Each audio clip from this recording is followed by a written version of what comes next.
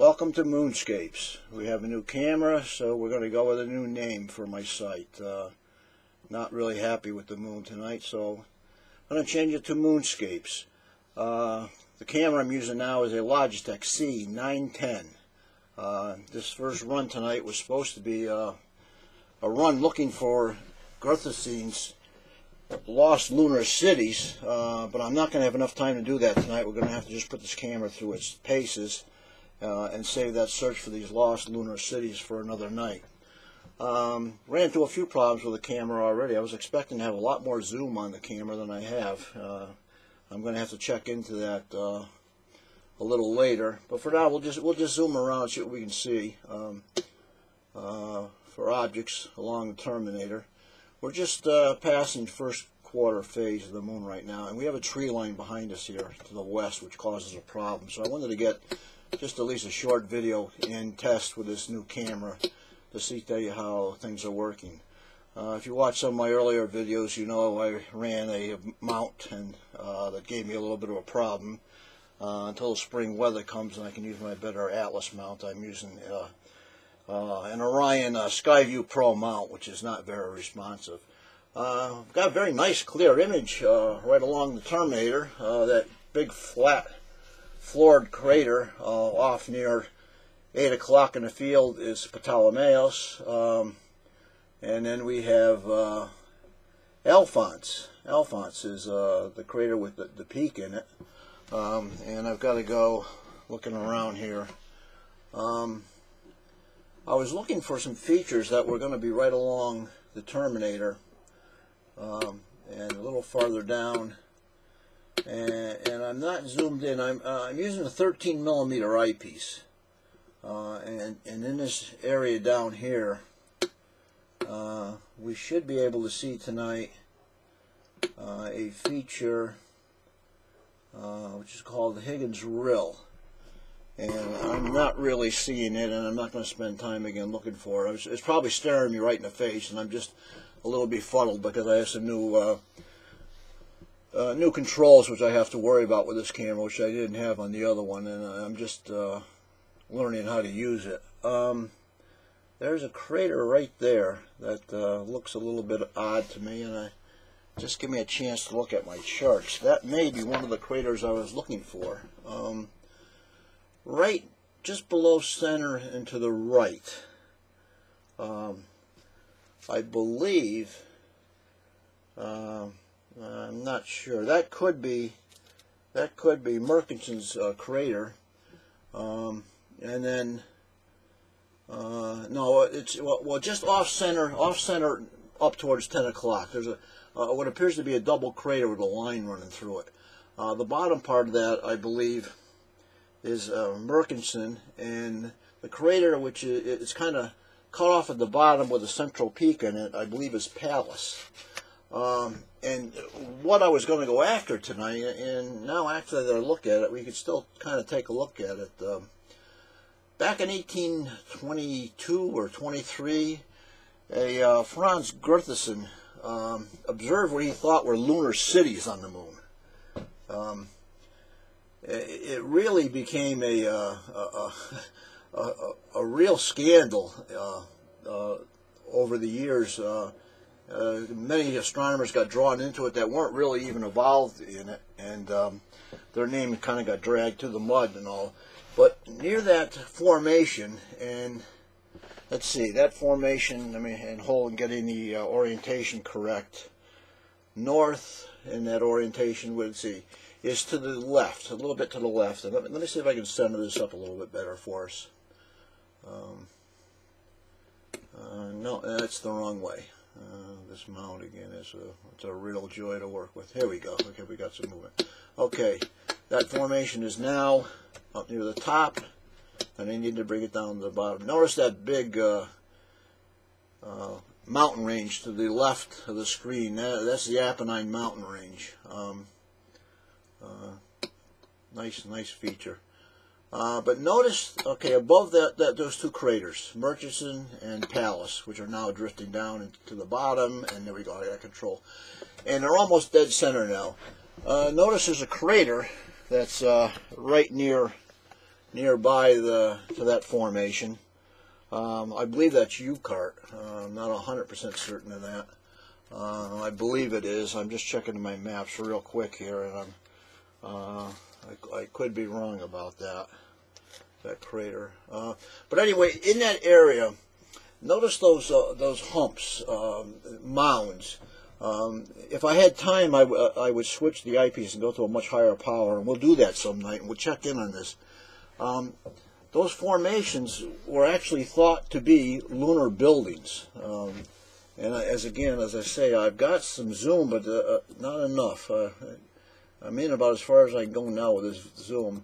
And those structures, Gruithuisen actually thought he saw rectangle structures running due north and south and angling off at 45 degrees from them, other structures that were connected to it.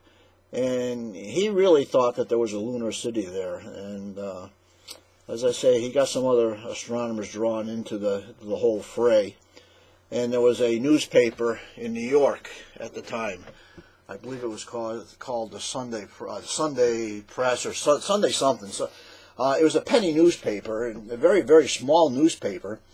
And it came out with a story about these lunar cities. And overnight, it became the highest published newspaper in the world for a few short days when it started reporting these lunar cities. They were talking about people called Selenites. They were supposedly bat-winged creatures. It was really a strange time. Even John Herschel, who was down observing at the South Cape at the time, South America, observing at the Cape, they said he was involved, and of course he was nowhere near or anywhere to be found during this controversy. And he came back and actually just laughed it off. But it did hurt American astronomy for a while. The Europeans, for a while, were a little afraid to take observations from the U.S. seriously because these reports of this lunar city. It's really a shame. I'm hoping maybe sometime down the line we get the moon in this position again. We can get in there with a higher power eyepiece and take a look at these sites. And see what you can see, but I don't see anything there that looks. I see one long feature. Notice over near 9 o'clock. Again, you have the double crater, the flat floor, the one that looks like a line through it, and then it's got a peak. Notice left of that, 9 o'clock to that, there's a dark long line. That rectangle, or that it's kind of a longish, rectangular looking structure. That's something I guess that could be mistaken for a building, a very large building. But again, different people see different things when they look into the telescope. But obviously I don't see anything there that you could call a city. But anyway, well, we got this new camera. Let's look around and try some of the controls on it and see what we got. I've got the color intensity set at about 60%. We turn it up a little bit, and now it gets really false there. So let's back that off and bring it back down. And that's pretty good there. We can let's see, contrast. Let's try contrast. That kind of blows out the detail in the center. Detail along the terminator pops out pretty good there, but we want to drop that back a little bit, a little too much. Let's go there. Brightness generally doesn't do much. It does have some control. Brings some of the features along the terminator, sharpens up their contrast a little bit, but you got to be careful using that. Same with the gain. That just blows out. We don't want to do that at all. And then the exposure. Again, that just blows out if we go too far. But let's go farther. Let's go down south on the moon right now. The moon is just past its first quarter phase, and the southern part of the moon now is really crater packed. And for some reason, there we go. Somehow it's been sitting out in the cold for over a month. We are here in Terryville, Connecticut, where we, a little over a week ago, had that northeast blizzard. just down the road, about 10 miles from here, they had 40 inches of snow. Here in Terryville, we were anywhere between 32 to 36 inches of snow. And my son was gracious enough to get out there and shovel out a path and uncover the mount. I leave the mount set outside, covered up, and take the scope off of it naturally so it doesn't sit out. So the mount was well protected, but it was almost completely buried, I guess, right up to the equatorial head. My son's right here, right, Jim? It was covered up. Yeah, it was buried right up to the head, and he got out there and snowblowed a path for me. Here we're starting to run away from here. Let's see if we can get control back of it again. Okay, hold on. There we go. We got control again.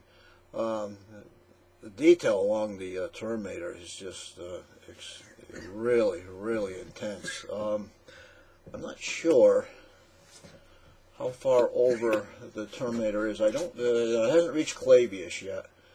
I have some charts right here handy, but I got so involved with this new camera that I didn't take the time to get them set up. Let me see if I can just quickly pick up where we are here. That looks like we're to the opposite side of Clavius. I'm not sure. Let me see if I can find this map real quick.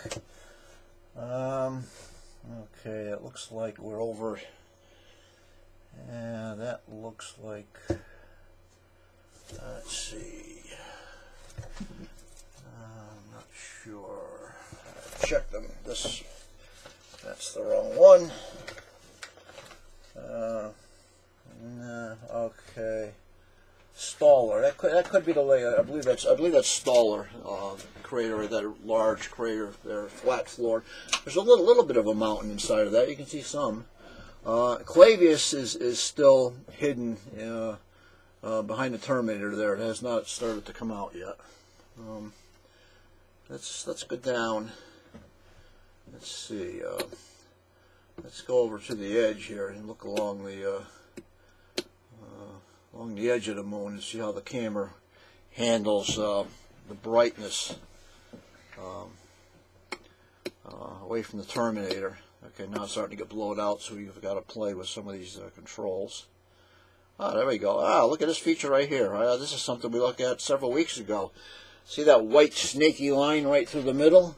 That's the Altai Scarp.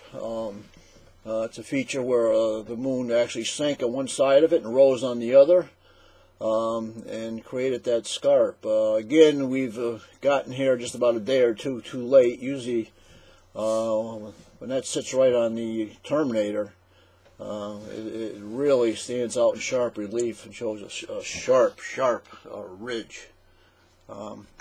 This happens if we play with the color intensity here. It's got kind of a funny look into the color. Let's bring it down. That's a little more natural.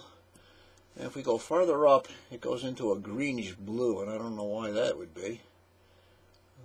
That's maybe if we change the contrast a little bit.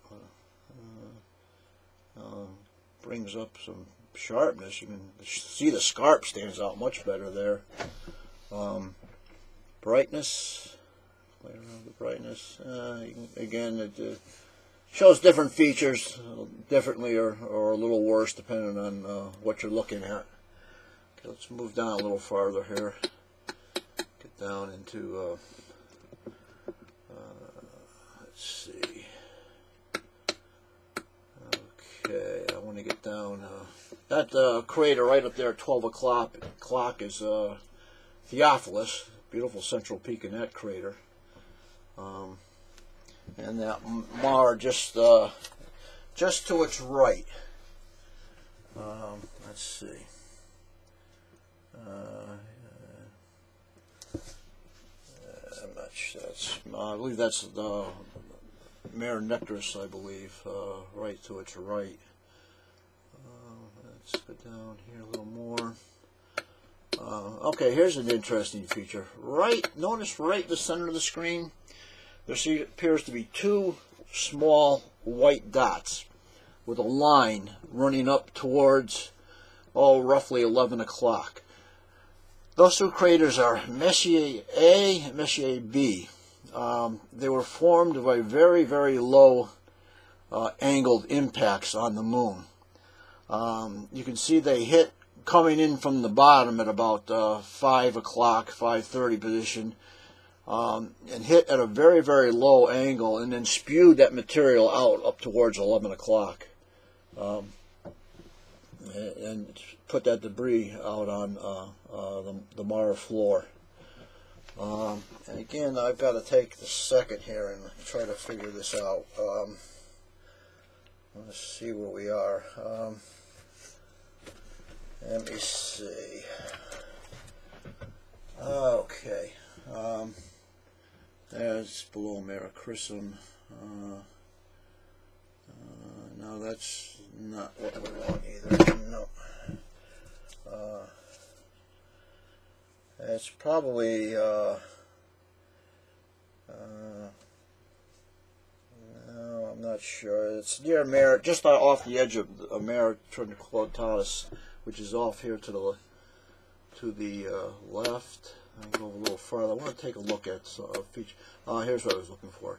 Mericrism. Mericrism is that large round feature on the bottom, and if we drop the exposure a little bit, yeah, there we go. Mericrism is that round feature at the bottom, and Proclus is that white crater. Again, a very low impact meteor hit there. You can see it sprayed out unevenly. Back up near 12 o'clock, there's no debris, and we have debris that's spread out to the sides towards 9 o'clock and towards 3 o'clock, and then debris out on the floor of Mericrism. We may be losing some definition here because there's a line of trees behind us, and the moon is probably just about now getting down into the branches of those trees. And when that happens, we're going to start to lose some detail. And I apologize for not being a little more prepared. I really wanted to do a hunt for those lunar cities tonight, but I was just disappointed about the way these this eyepiece has performed with this camera tonight. I was expecting a little better quality.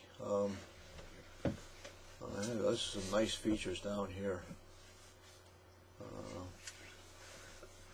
right near the limb of the moon, and here we come back up. I believe that's Atlas and Hercules, those two big craters right there. And we're coming up to, let's see, let's let that roll on a little bit. Yeah, okay, here's the Alpine Valley coming rolling into view. See that that line that runs north and south? It's drifting down out near now, coming down near 7 o'clock. I'm trying to stop it, but the amount still has not taken over. That's the Alpine Valley. Let's see if we can get it to go back. There we go. We got it going back a little bit. Let's change the settings here and see if I can bring that. There we go. That's a little better. Okay, we have the Alpine Valley in the Alps. Notice way over near 11 o'clock in deep, deep shadow. That's Plato. Right up at 12 o'clock and being partially cut out of the field is Archimedes.